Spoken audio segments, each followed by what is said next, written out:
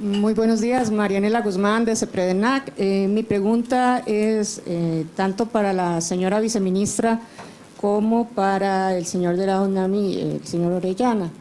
En términos urbanísticos, cuando estamos hablando de estos desarrollos que, como usted acaba de explicar, son de 3 a 4 años, que son soluciones temporales, mi pregunta es, primero, en esos 3, 4 años, ¿qué estamos haciendo? Si se está trabajando en soluciones, en mejores construcciones, el tema de Build Better, tal vez, no sé si conocen el TOD o los TODs, que es el Transit Oriented Development de las NAMAS, si se aprovechan estos espacios para incluir ese tema. Y felicitar a la viceministra por este proyecto tan lindo y que también está muy cerca de todo este tema y que nos ayuda también a ver el tema de reducción de los gases de efecto invernadero con soluciones tan cercanas a ya no tienen que desplazarse las personas tanto a sus espacios, les ahorra dinero, tiempo, a la vez que reducimos las emisiones de CO2 en el área. Muchas gracias.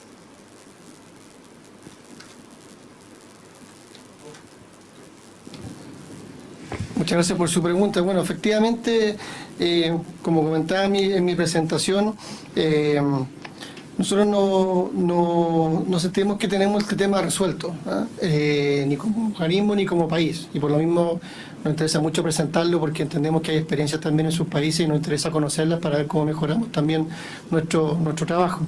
Ahora, en relación a lo que es esto que finalmente termina siendo verdaderas ciudades, que tienen que ser atendidas durante todo el proceso en varios sentidos, en términos de dotación de agua, dotación de alimentación, bono, atención psicológica, organizacional, para efectos de ir moviendo hasta el mismo grupo de personas que evacuamos desde sus casas a una solución ya definitiva que está en coordinación con el Ministerio de Vivienda, de tal forma de que este mismo grupo, ¿cierto?, vaya luego transitando hacia una solución definitiva.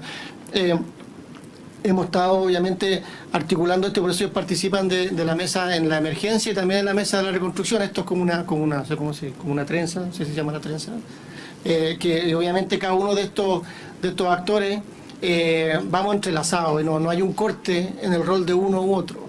Son instancias que se traslapan, en que tenemos que ir cooperando. Entonces, pero es distinto el Ministerio de Vivienda en emergencia, en modo de emergencia, que en modo de reconstrucción. Y eso también hay que ir entendiéndolo, en el sentido de que ellos a lo mejor lo ven como un espacio ajeno, ¿no? Y por lo mismo hay un proceso ahí permanente de estar generando una confianza de que esto parte para que cada uno entienda su rol, pero que hay espacios donde hay que trabajar en conjunto. Y en ese sentido vamos avanzando, entendiendo de que a lo mejor mucho de lo que estamos haciendo hoy día puede en algún momento ser una primera fase de una solución definitiva. De alguna forma lo pensamos así en un primer prototipo y vamos viendo si las condiciones están aptas para eso o no, en el sentido de que estas soluciones que son de 18 o 24 metros cuadrados podrían ampliarse bajo otros regímenes, por ejemplo en sitio propio, y terminar siendo una vivienda definitiva de buen estándar. De hecho, el mismo Ministerio de Vivienda tiene alguna línea de vivienda social que tiene el mismo estándar constructivo. En términos de estándar constructivo estamos muy cerca de lo que el Ministerio de Vivienda entrega como vivienda social en algunas líneas.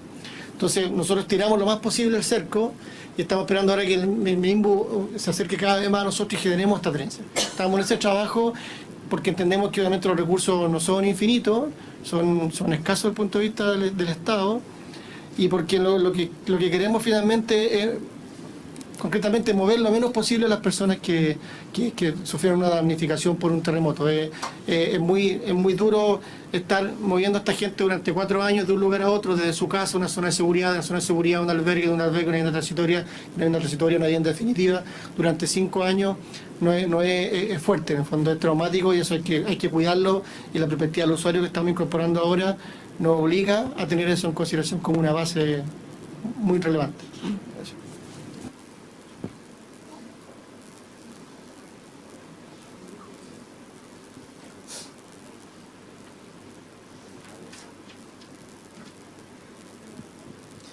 Buenos días, gracias a los tres por las presentaciones. Yo quisiera centrar mis preguntas en Víctor. La verdad es que para nosotros también es un desafío el mismo capítulo de separar las políticas nacionales de vivienda de las políticas de vivienda de emergencia. Porque además los cánones, los criterios constructivos de la política nacional de vivienda son muy estrictos en muchas cosas y en favor de la calidad y la instalación adecuada y demás. Y cuando vamos hacia la vivienda de emergencia, si reiteramos los mismos criterios, las capacidades financieras para afrontar esos criterios son muy complejas. Entonces, quisiera hacer algunas consultas, porque también para Uruguay son primeros ensayos.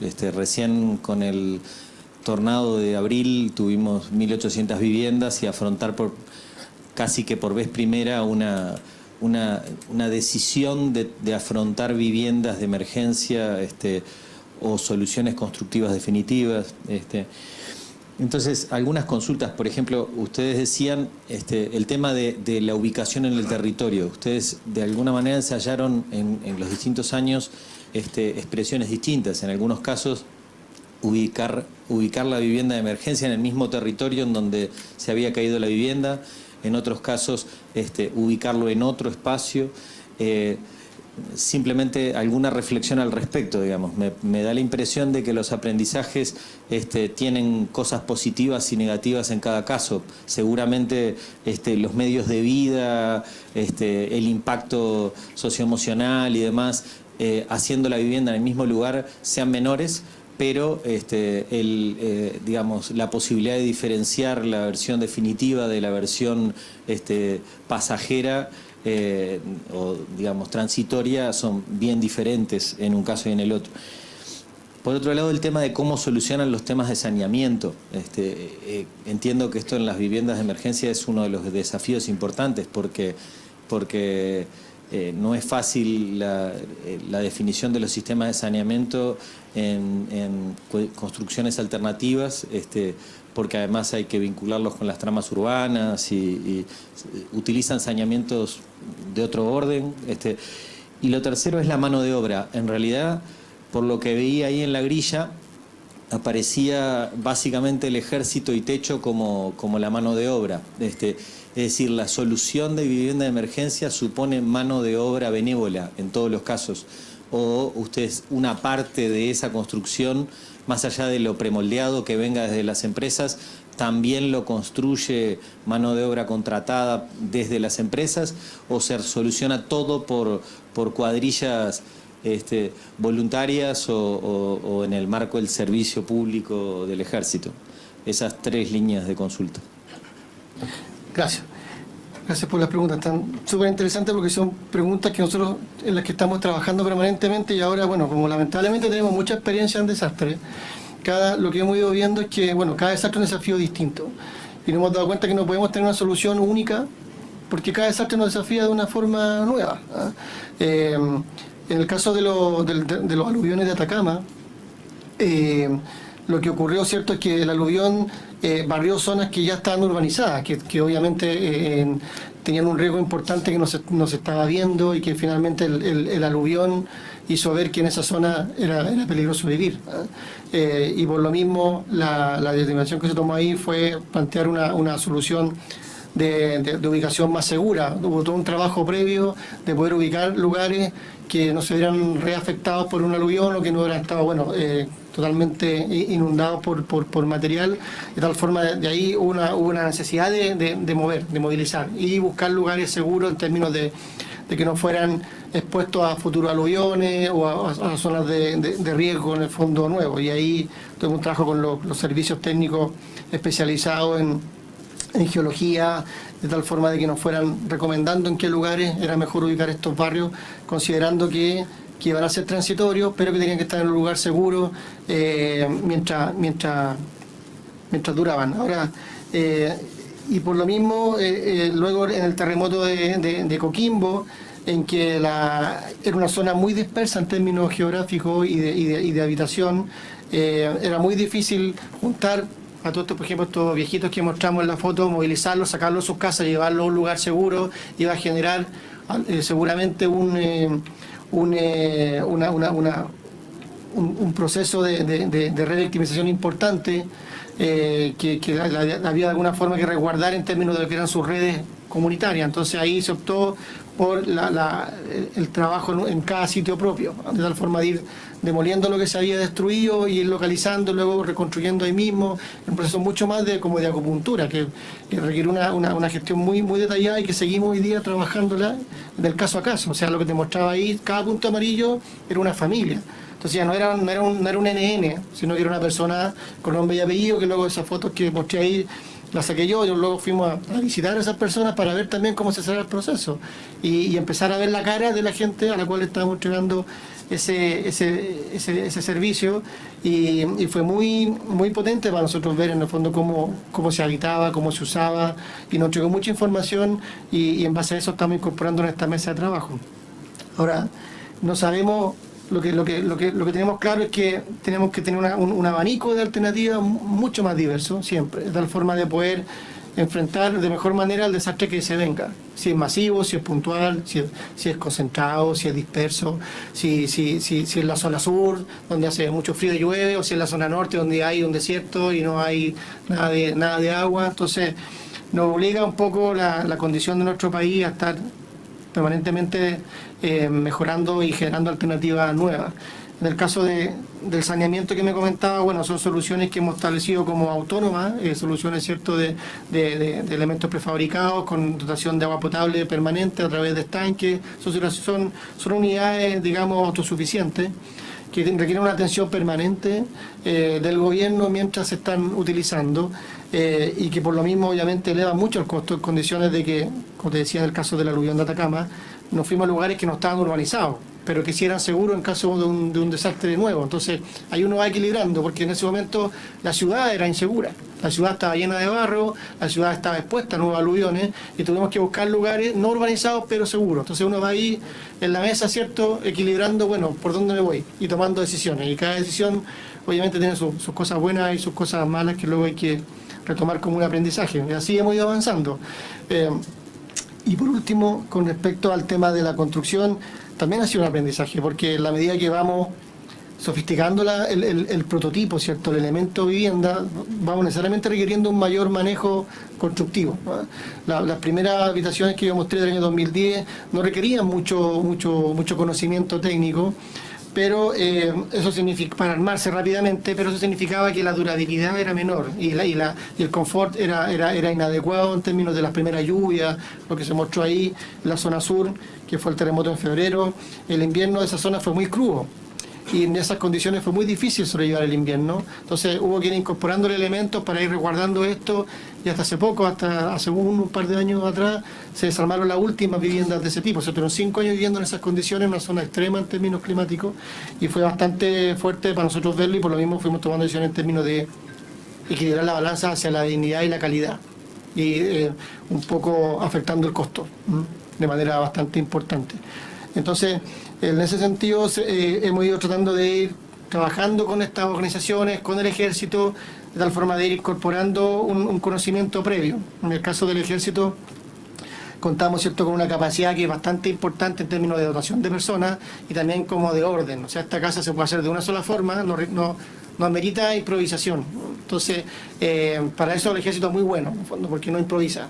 Incluso si nosotros pusiéramos a un maestro carpintero, sería riesgoso, porque él la querría hacer a su manera y seguramente no les quedaría bien. Entonces tuvimos experiencias así en algunos lugares, que la casa no quedó bien hecha y otras que quedó perfecto. Entonces tú veías, bueno, y la casa que quedó con dificultades, la hizo un maestro que la hizo a su modo, tomó el kit, dijo ya, yo no necesito manual, y le hago como yo quiero, y no le quedó bien, porque ciertas cosas están hechas para hacerse de una sola forma. Y el ejército en ese sentido funcionó perfecto. Lo capacitamos, le entregamos un curso, y los tipos lo hicieron como se debe, y ningún problema. Ahora, ¿eso qué deja de lado? Una cosa que es muy importante, que es la participación de las personas en su propio proceso de reconstrucción. El tema de la autoconstrucción aquí es muy valioso, porque te va generando un sentido de apropiación de un momento en el que tú estás necesitando superar una condición de damnificado. Entonces, por irnos por el lado más sofisticado, fuimos perdiendo ciertos valores como la autoconstrucción, por ejemplo. Son valores en el caso de reforzar la comunidad. Entonces, lo que fuimos incorporando ahora fue una posibilidad de que estas empresas que nos venden la vivienda vayan con un capacitador que busca mano de obra local y lo contrata temporalmente, ¿cierto? Entonces también va activando la economía en el sentido de que en vez de que se la regalen, el tipo incluso a la persona le pueden pagar por construir vivienda y poder ir generando ahí un ingreso mientras está en su proceso de reconstrucción, digamos, comunitaria, personal o familiar. Entonces, la última vivienda que hicimos la hicimos así, generamos programas de empleo con las municipalidades y con las empresas de tal forma de que ellos pudieran contratar a las personas. Varios de ellos hicieron su propia casa o la casa del vecino y formaron cuadrillas que eran de alguna forma contratadas por la misma empresa, y ahí tratamos de ir incorporando otras variables. Por ahí lo fuimos haciendo. Gracias. La última pregunta para ajustarnos a los tiempos, porque después tenemos que seguir. Sí, buenos días. Yo quería hacerle una pregunta a un caso que se presentó en Colombia, don José. Un empresario prestó su granja para que funcionara un internado. Se vino con las fuertes lluvias, un vendaval, le cayó un árbol encima a un salón de clase donde estaban 30 niños, 3 fallecieron, 27 heridos. ¿Bajo qué criterio o sobre quién recae mejor la responsabilidad jurídica de ese caso? Sí, muchas gracias.